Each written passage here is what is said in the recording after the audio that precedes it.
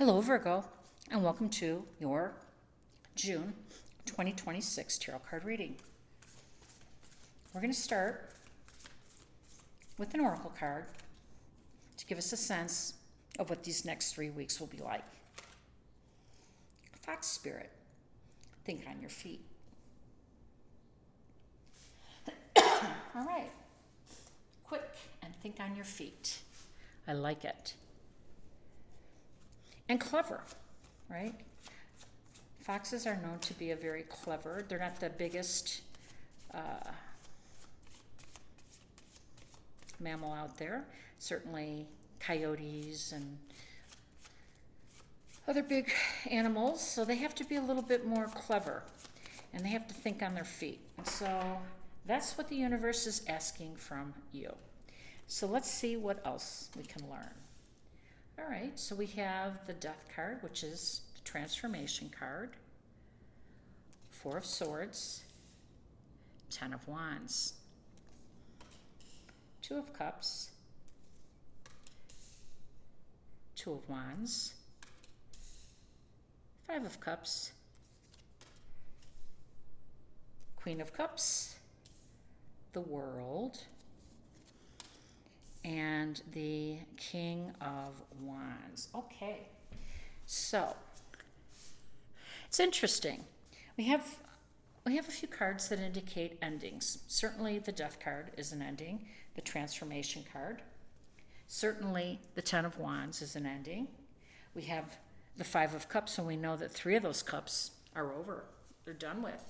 There's an ending there, a closure of some sort. And then, of course, the World, which indicates a successful journey, a completion around the world.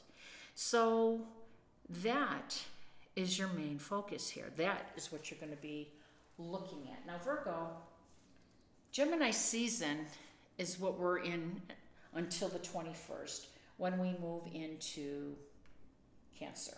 And when we move into Cancer, it's going to light up our network, our friends, our colleagues. But right now it's in your work zone. It's in the 10th house. So it's an excellent month, actually, to, maybe climb the company ladder. And it doesn't seem that way because we have all of these endings. But in order to have a new beginning, you have to have an ending. You have to make room for something so that you're ready to pursue something bigger, something greater, something more elevated, something more, more in line with your energy. So, on the 1st, we know that Mercury, your ruler, is in Cancer, and that's lighting up your 11th house. Now, your 11th house, again, are your friends, your colleagues, your network. And I'm going to suggest, because we have some endings here, that you're making room. You're thinking about this new elevated opportunity that's coming your way, this new plan of yours to get into a better position, a professional one, something of a higher status, because that's what the 10th house represents. It doesn't always have to mean a traditional career role. It can be in, community and public, but it's certainly a leadership role, and it is ambitious. This is Capricorn's, house, and there is, Saturn, the ruler, there. So there's some ambition that's working behind the scenes, pushing you, right, to look and be clever, right? Think on your feet. Ironically, as you're playing with the 4 of Swords, but you know what I mean. And as something comes to an end, how are you going to position yourself? Who are you going to connect with, right? Because the 11th house means, meeting the important people, connecting with influential people, decision makers, and, people that can help pave the way or introduce you to, these new beginnings. And in order to do that, you have to finish your work. Now, this is going to be transformative. So the Death card is a big ending card, but it's more than that. It means that there's going to be absolutely nothing left of the old. So whatever you're getting ready to move out of or on from, there will be no going back. It's finite, it's complete, and it's profound. That's what transformation means. And it also means that you have to do a little bit of soul searching. making sure that you're ready to move on from whatever you're getting ready to put down. And I do like this fox spirit coming out, though, because I think that's so you. You don't lead with bravado. You don't lead, you're not the loudest person in the room. You never try to be the smartest person in the room, or at least draw attention to that. You're very analytical, you're very smart, but you let your work kind of speak for yourself. And it's gotten you so far. And you've been successful in life. I mean, the world card suggests that you've had a successful journey, but it wants, the universe wants to reward you and elevate you and get you to a higher plane, because, the King of Wands is an elevated position. The Queen, these are all court cards higher than, the other cards here. And it might mean that you are going to collaborate, because the Two of Cups doesn't always mean romantic, although it can, this is kind of in between your 10th house of public status, career, leadership role, and your network, your friends, your dreams, standing right next to your plan here on the Two of Wands. So you're going to have to decide what that is for you, and you're going to have to make a decision on this. Now, I do like that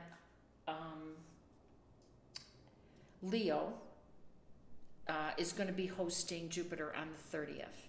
And that means it's going to land in your 12th house. You're like, great, Jupiter's in the 12th house. Like, how lucky is that? Well, actually, it's very lucky. It's saying you have to end some things, and it's going to help you end some things, because it wants you to begin some things, So putting an ending, putting something profound, and closing out business, and saying goodbye, and writing the letters, and making the moves, whether they're personal moves for home or professional ones, whatever that is for you, is part of the process here.